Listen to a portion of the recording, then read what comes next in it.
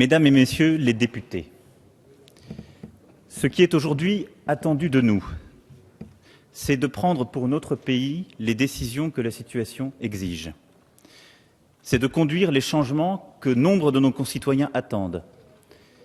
C'est de retrouver les moyens de notre légitime ambition. Parce qu'au fond, la France a l'essentiel pour se redresser sur le plan économique. Elle a en elle ce qu'elle a montré le 11 janvier dernier au monde entier, et vous le savez comme moi. Elle a cette volonté profonde d'être debout, d'avancer. Vous savez comme moi l'énergie de tous ceux qui se battent pour travailler, pour embaucher ou pour investir. Vous savez comme moi que les Français ont envie de s'en sortir, d'aller de l'avant, qu'ils ont pour eux, pour leur famille, pour leur pays, des ambitions nobles et réelles. Vous savez comme moi l'enthousiasme de notre jeunesse qui a envie de conquérir le monde. Voilà ce dont notre économie a besoin. Voilà le vrai trésor de notre pays. Mais nous transformons cet or en plomb depuis tant d'années. La défiance, la complexité, les corporatismes brident ces mouvements et les empêchent de se déployer. Cela crée pour l'ensemble des responsables politiques que nous sommes un double devoir. Être à la hauteur des Français, alors que nous sommes trop souvent en retard sur eux, et mettre un coup d'arrêt à ce gaspillage d'énergie et d'enthousiasme. Car c'est lorsque notre économie va de l'avant que nous parvenons à faire progresser la société tout entière et que nous consacrons les plus belles avancées. À l'inverse, lorsque l'économie se grippe, les victimes sont toujours les mêmes. Ce sont tous ceux qui sont privés d'opportunités et d'accès, qui habitent dans les territoires relégués de notre pays, qui partagent le même sentiment de se trouver dans une impasse. L'actualité récente et les attaques meurtrières qui nous ont frappés au cœur en sont la triste démonstration. Les dysfonctionnements, les injustices, la perte de sens et de repères peuvent participer à engendrer les drames humains les plus terribles. C'est pourquoi l'économie ne peut pas et ne doit pas être abordée de manière isolée, comme s'il s'agissait de chiffres et de statistiques sans lien avec la réalité sociale. Notre défi, c'est aujourd'hui aussi un défi économique. Et notre devoir, c'est de le relever. C'est à ce titre que je suis heureux de pouvoir vous présenter, au nom de l'ensemble du gouvernement, le projet de loi pour la croissance, l'activité et l'égalité des chances économiques. Ce texte n'est rien d'autre que le fruit d'un engagement collectif. C'est d'abord le gouvernement tout entier qui a contribué à sa rédaction, sous l'autorité du Président de la République et du Premier ministre. Il porte donc la marque de pas moins d'une douzaine de ministres, et c'est pourquoi Christiane Taubira et François Rebsamen sont présents avec moi aujourd'hui. C'est également toutes les parties prenantes qui ont été associées à l'élaboration de ce projet de loi. Les partenaires sociaux, les professions concernées, et notamment les professions réglementées du droit avec lesquelles nous avons échangé en continu, les institutions de la société civile, les fondations, les experts qui ont eu accès à tous les documents pertinents pour questionner, proposer et évaluer le texte dans une démarche indépendante. Enfin, c'est vous, parlementaires, qui avez directement participé à la rédaction de ce projet de loi. Grâce à vos travaux préliminaires et à vos rapports, mais surtout grâce à l'implication des 70 députés de la commission spéciale présidée par François Brottes, le rapporteur général Richard Ferrand et les 8 rapporteurs thématiques que je veux ici remercier, ainsi que tous les commissaires présents, ont coécrit le texte qui vous est aujourd'hui présenté. Je le sais, nous partageons toutes et tous la conviction qu'il est nécessaire d'aller de l'avant. Notre pays est dos au mur et le statu quo n'est plus une option. Nous avons besoin d'un nouveau souffle.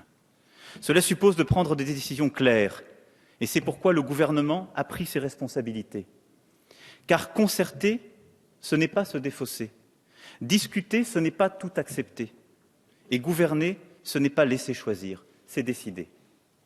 C'est pourquoi cette loi ne fait pas mystère des orientations qu'elle porte. Plus de vitalité, plus de justice et de transparence, des droits aux Français et en particulier aux plus jeunes. Ce sont par ces leviers qui se renforcent mutuellement que la cohérence de ce texte se construit pour l'activité et l'égalité des chances économiques. Vitalité d'abord, car chacune de ces mesures apporte un élément de réponse à cette question. Comment redonner plus de force à notre économie ? Oui, cette loi traite de nombreux sujets. Oui, elle touche de nombreux domaines et une multitude de professions. Mais c'est parce que les blocages sont partout. Parce qu'ils ne sont pas cantonnés à un secteur, ni à une région. Parce qu'il faut, pour transformer les choses, agir en profondeur, accepter de partir de la réalité, du quotidien, du vécu, parfois même du ressenti le plus trivial. Donner plus de vitalité à notre économie, c'est d'abord simplifier.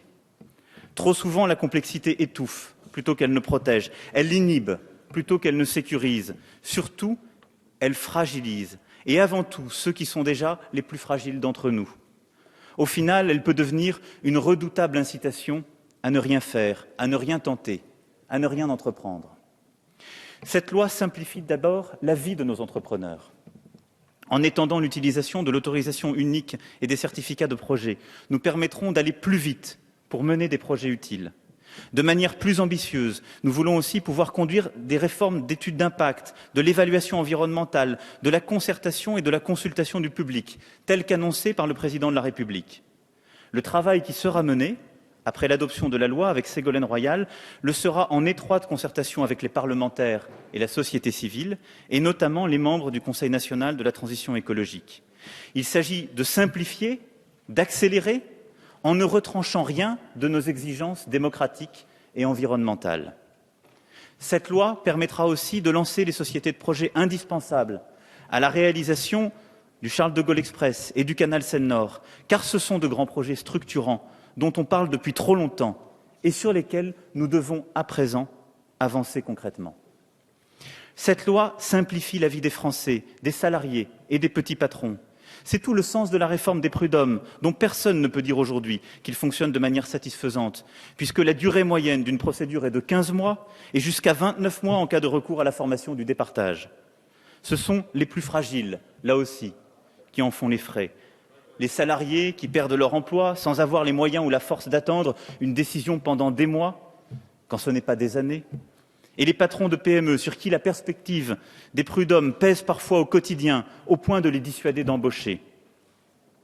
Voilà pourquoi la réforme que nous proposons rendra la justice prud'homale plus simple, plus rapide, plus prévisible et au final plus efficace, en formant mieux les juges, en permettant des procédures accélérées, en resserrant les délais. Donner plus de vitalité à notre économie, c'est aussi investir. Dans le logement d'abord. Ce texte vise ainsi à préserver la protection des locataires, à lutter contre les spéculations abusives, mais dans le même temps à prendre en compte les préoccupations des investisseurs. Car quelle est l'efficacité d'une politique de logement si elle conduit à moins construire ? En permettant aux maires d'augmenter jusqu'à 30% la constructibilité des zones tendues afin de développer le logement intermédiaire, ce texte permet ainsi d'aller plus loin. Le logement intermédiaire, c'est le logement de ceux qui ont des revenus trop élevés pour avoir accès au logement social, mais trop faibles pour se loger au prix du marché dans les zones particulièrement denses. L'État lui-même investira plus d'1 milliard d'euros pour construire des logements intermédiaires, comme l'a annoncé le Président de la République le 15 septembre dernier. C'est pour ce faire, entre autres, que cette loi prévoit des cessions d'actifs moins stratégiques, pour pouvoir et nous désendetter et réinvestir sur nos priorités économiques et industrielles. Investir dans le numérique ensuite. La fracture numérique est d'abord une fracture économique. La réduire, c'est créer de l'activité. L'activité de ceux qui déploieront la fibre partout sur le territoire, bien sûr, de ces 20 000 emplois qui seront créés pour accompagner les 20 milliards d'euros qui vont être investis d'ici la fin de la décennie. Et le présent texte porte ainsi des mesures concrètes, là encore, pour faciliter le déploiement de la fibre le long de nos rues, pour accélérer son installation dans nos immeubles, afin qu'aucun obstacle ne ralentisse ce grand chantier. Le travail en commission a enrichi le texte en étendant cette mesure à l'ensemble des logements individuels. Donner plus de vitalité à notre économie, c'est améliorer son financement. Par cette loi, nous permettrons aux entreprises de pouvoir en financer d'autres, grâce au développement des bons de caisse. C'est là aussi une avancée concrète pour beaucoup de TPE et de PME. Une réforme ambitieuse du capital investissement est aussi proposée, à travers la création d'un statut ad hoc, la société de libre partenariat, qui aidera nos entreprises les plus innovantes. Donner plus de vitalité à notre économie, c'est également ouvrir de nouveaux secteurs, comme celui des autocars. La France est géographiquement le plus grand pays d'Europe, celui dans lequel la mobilité est la plus essentielle. C'est donc un problème qu'il soit impossible de se rendre où on le souhaite, sans prendre le train ou un véhicule particulier, par exemple de rejoindre Nantes depuis Bordeaux. L'an dernier, en France, seules 110 000 personnes ont voyagé en car, alors que ce chiffre atteint 8 millions en Allemagne, 30 millions au Royaume-Uni. Voilà pourquoi cette loi ouvrira ce nouveau secteur. Ce sont de nouvelles mobilités, plus justes, c'est une intermodalité enrichie, ce sont des emplois créés. Donner plus de vitalité, c'est aussi permettre, dans quelques zones à très fort potentiel économique et touristique, d'ouvrir en soirée et le dimanche, avec des compensations et des droits pour les salariés, car c'est la condition pour capter de l'activité et créer plusieurs milliers d'emplois. Donner plus de vitalité à notre économie, c'est enfin récompenser le risque et décourager la rente. La rente, c'est le symptôme d'une économie à l'arrêt. Le risque, c'est le moteur d'une économie en expansion, où les changements sont rapides et parfois brutaux. Il est donc nécessaire de permettre à nos entreprises, petites et grandes, de conserver ou d'attirer les meilleurs éléments et aux jeunes entreprises innovantes de s'attacher les talents d'exception en les fidélisant grâce à des actions qui leur feront partager le destin de l'entreprise. Cette loi l'autorisera en réformant les actions de performance et les bons de souscription de parts de créateurs d'entreprises, car nous ne pouvons continuer à former de grands chercheurs et de grands experts, de grands décideurs, et à voir nos start-up comme nos grands groupes, soit ne pas réussir à les recruter, soit devoir les expatrier. Parce qu'il combat la rente, ce texte mettra par ailleurs fin aux dérives de certaines retraites chapeaux perçues par des mandataires sociaux. Une rémunération doit toujours être liée à une prise de risque ou à une performance. Et dans le cas contraire, ce n'est rien d'autre qu'un cadeau ou un don, que reçoivent en l'occurrence ceux qui en ont le moins besoin. Parce qu'il récompense le risque, ce texte apportera à ceux qui veulent se lancer de nouvelles garanties. Celle, par exemple, de pouvoir entreprendre sans risquer de tout perdre. Et cette loi protégera en effet la résidence principale des entrepreneurs individuels.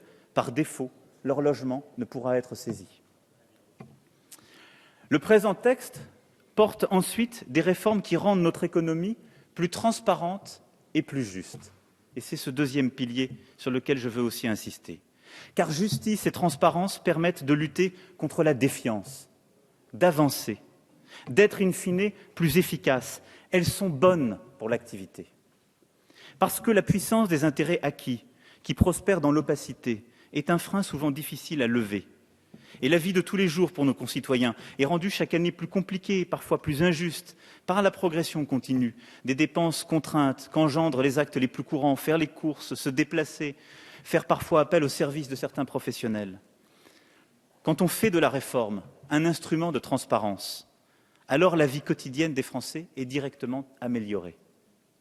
Dans certains secteurs, l'expérience a en effet montré que l'opacité a un prix. Ce prix est payé chaque jour par les Français.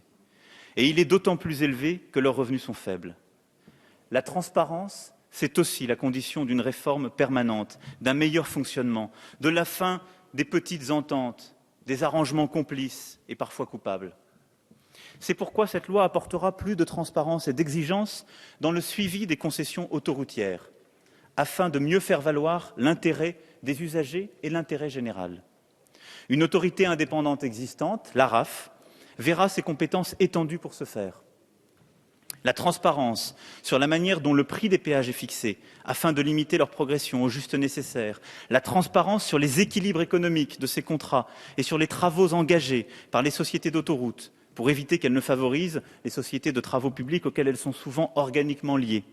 Enfin, la transparence sur l'accès pour les PME au marché passé par les concessionnaires, parce que les autoroutes demeurent la propriété de l'État. C'est bien normal que tout le tissu économique de notre pays soit associé à leur entretien. Cette loi permettra également de rendre la concurrence entre les grandes surfaces plus utile aux Français, dans les zones où elle est aujourd'hui trop faible pour avoir un effet favorable sur les prix.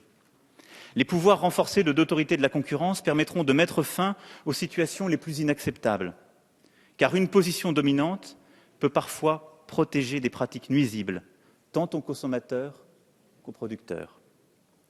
Cette loi permettra aussi aux Français de payer le juste prix des services importants rendus par les professions réglementées du droit. Elle engage en effet, avec le concours de l'autorité de la concurrence, une refonte des tarifs réglementés de ces professions afin qu'ils reflètent davantage les coûts réels tout en gardant leur proportionnalité. Ce n'est pas pour stigmatiser, mais c'est une nécessité. Les seuls prix de l'immobilier ancien ont augmenté de plus de 250% depuis 1996. Le coût pour les Français des services associés a pareillement progressé lorsqu'il est parfaitement proportionnel au prix de ces biens. La discussion nous permettra, j'en suis sûr, d'améliorer les mécanismes retenus. Mais les prix seront désormais revus de manière régulière, sur une base transparente et objective. Et cela, c'est une avancée pour tous les Français. Plus de transparence et de justice, c'est aussi l'esprit de la réforme, ici conduite, pour le bâtiment et pour les travaux publics. Accroître les sanctions en cas de travail détaché illégal, mettre en place une carte professionnelle. Plus de transparence pour plus de justice, c'est aussi l'ambition qui est la nôtre pour la réforme proposée de l'ouverture le dimanche des commerces de détail. D'abord parce qu'en 2009, la loi sur ce sujet a en fait consacré 41 zones d'exception, permettant aux grandes surfaces commerciales d'ouvrir tous les dimanches avec des règles de compensation généreuses. Banalisation du travail dominical, 52 dimanches par an, avantages octroyés aux zones périphériques au détriment des centres-villes, injustice en termes de compensation, puisque les dimanches du maire, les commerces de centre-ville, les plus de 640 zones touristiques ne faisaient quant à eux l'objet d'aucune compensation par la loi pour les salariés. Telles étaient les bonnes raisons de s'opposer à la loi Mallier. Qui plus est, notre pays a changé. Le commerce en ligne progresse d'environ 10% par an. Les Français consomment le dimanche sur Internet. Nos centres-villes sont souvent souffrants. Plusieurs secteurs ont demandé des dérogations, soulignant ainsi l'incohérence de certains zonages. Le consensus social a évolué, puisqu'une majorité de Français sont aujourd'hui favorables à l'ouverture des commerces de détail le dimanche, et à Paris sont favorables eux-mêmes parfois à travailler. C'est ce qui a conduit le gouvernement de Jean-Marc Ayrault à demander un travail de concertation à Jean-Paul Bailly. Celui-ci a remis son rapport le 2 décembre 2013, et c'est ce travail que le présent texte vient traduire. D'abord, simplifier les zonages existants. Ensuite, permettre aux maires d'autoriser l'ouverture des commerces jusqu'à 12 dimanches par an. Un avis au niveau intercommunal sera demandé au-delà de 5 dimanches. C'est une liberté supplémentaire donnée aux élus, afin de permettre, là où cela se justifie, d'autoriser les commerces de centre-ville à ouvrir. Cela répond aux besoins de nombre de villes comme de secteurs. Il était nécessaire que cette liberté soit offerte entre 5 et 52 dimanches. Mais dans de nombreuses villes, il n'y aura qu'1 ou 2 dimanches, car plus n'aurait pas de sens. Jusqu'à 12 dimanches, c'est le point de consensus dégagé par le rapport Bailly. Enfin, la compensation. Pour la première fois, ce texte prévoit que partout, pour que le commerce de détail ouvre le dimanche, il faudra un accord de branche ou d'entreprise ou de territoire. Pas d'accord, pas d'ouverture. Et il reviendra à l'accord de définir les règles de compensation. Cette réforme, vous le voyez, elle redonne plus de liberté aux maires et surtout remet de la justice dans l'ouverture des commerces de détail le dimanche. Justice pour les territoires, justice pour les salariés. Enfin, cette loi redonnera plus de droits aux Français, et en particulier aux plus jeunes. Cette loi est un pari, celui de faire confiance aux Français, plutôt que d'exiger leur confiance. Cette loi n'est donc faite contre personne, elle n'interdira rien, elle n'enlèvera rien à aucun Français, elle n'ajoutera aucune barrière à leur quotidien, aucune contrainte. Il faut recréer des accès et des droits, et d'abord pour les plus jeunes, d'abord pour celles et ceux qu'on appelle souvent les outsiders, celles et ceux qui, par définition, sont en dehors du système. Car là aussi, telle est la condition pour créer plus d'activités. C'est d'abord le sens de la réforme des professions réglementées du droit que cette loi porte. Elle est faite pour tous ceux qui ont les mêmes diplômes que les autres, mais qui ne peuvent pas exercer à leur propre compte. À niveau de compétences égales, à expérience égale, il n'est pas normal que certains puissent s'installer et que d'autres ne le puissent pas. 63% des administrateurs judiciaires ont par exemple plus de 50 ans. La moyenne d'âge des notaires ou des huissiers de justice est de 49 ans, celle des commissaires priseurs judiciaires de 53 ans. Ces chiffres ne sont pas le fruit du hasard, encore moins celui du mérite. Ils sont le symptôme d'une injustice flagrante. Voilà pourquoi nous devons moderniser les professions de notaires, d'huissiers, de greffiers des tribunaux de commerce, de commissaires priseurs judiciaires, d'administrateurs judiciaires, de mandataires judiciaires, pour les ouvrir aux jeunes professionnels et pour ouvrir ces professions les unes aux autres. En 2009, une tentative avait été faite. Elle s'était soldée par un échec. Cela fait longtemps qu'on en parle. Il est temps de le faire. C'est le sens de l'ouverture ici faite en matière d'installation, qui permettra, sans remettre en cause la sécurité juridique, ni fragiliser les professionnels en place, d'autoriser dans certaines zones la création d'offices. C'est aussi le sens de l'interprofessionnalité créée dans ce texte. Ces mesures sont bonnes pour les jeunes et favorables au maillage territorial, puisqu'il s'agit d'offrir des libertés là où il y a des manques. C'est aussi pour ce faire que le présent texte propose un mécanisme de péréquation réelle qui n'existe pas aujourd'hui entre professionnels du droit. Redonner des droits aux salariés, c'est aussi l'ambition de ce projet de loi. La réforme de l'épargne salariale permettra à tous les salariés, et pas seulement ceux des grands groupes, de pouvoir en profiter. Aujourd'hui, seuls 10% des salariés de PME y ont accès. Ce n'est pas acceptable et ce n'est pas justifiable. Ouvrir l'accès à l'épargne salariale, ce n'est pas seulement une mesure technique, ce n'est pas non plus uniquement une mesure de justice, c'est aussi un moyen de repenser l'entreprise, en associant plus étroitement encore les salariés aux fruits de leur labeur. C'est refaire de l'entreprise une vraie communauté de destin, quand elle est encore pour certains une aventure individuelle des seuls dirigeants. Cette réforme permettra donc aux salariés d'être associés à la réussite de leur entreprise, tout en améliorant le financement de notre économie. Redonner des droits, c'est aussi permettre aux entreprises en difficulté d'user d'une nouvelle opportunité d'échapper à la faillite. Dans de trop nombreux cas, en effet, des entreprises placées en redressement judiciaire sont liquidées, vidées de leurs actifs ou détruisent tous leurs emplois parce que les actionnaires n'ont pas la possibilité ou la volonté d'apporter le financement nécessaire au sauvetage de l'activité. Certaines d'entre elles conservent pourtant des perspectives d'avenir. Notre droit aujourd'hui consacre la primauté absolue de l'actionnariat au nom de la primauté du droit de propriété, même lorsque cette primauté conduit à la destruction de l'entreprise, des emplois et d'autres droits comme celui des créanciers. C'est ce principe que cette loi vient remettre en cause en réformant les procédures collectives. Lorsque les dirigeants et les actionnaires ne pourront plus sauver leur entreprise, qui se destine à la liquidation, le tribunal pourra, en dernier recours, permettre à des créanciers ou à de nouveaux investisseurs de prendre le contrôle de la société contre l'avis des actionnaires. En contrepartie, ils auront l'obligation de mettre en place et de financer un plan offrant une nouvelle chance à l'entreprise pour maintenir l'activité et le plus d'emplois possible.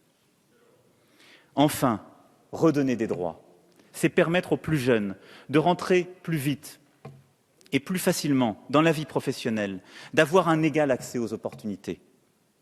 Les mesures prises dans ce texte permettront de réduire les délais d'attente, de baisser le coût et de moderniser l'organisation de l'examen du permis de conduire.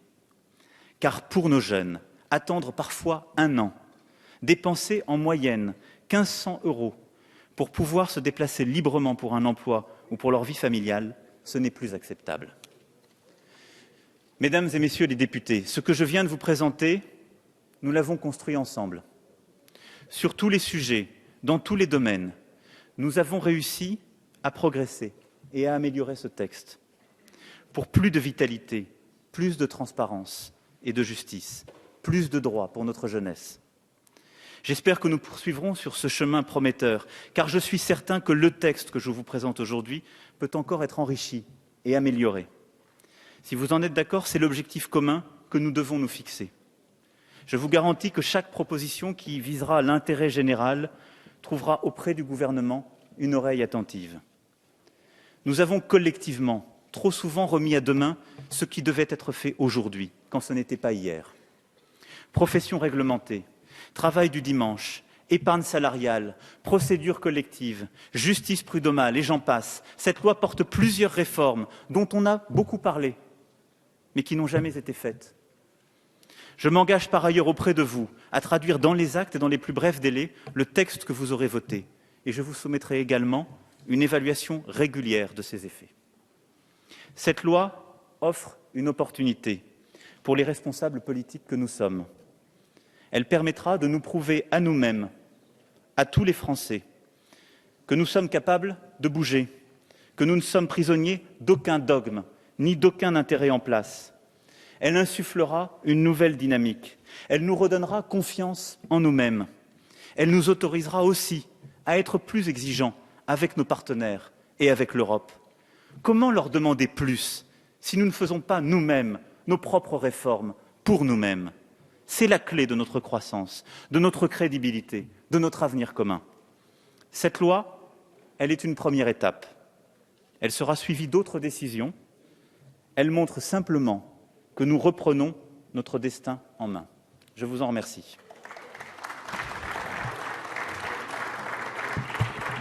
Merci, Monsieur le Ministre.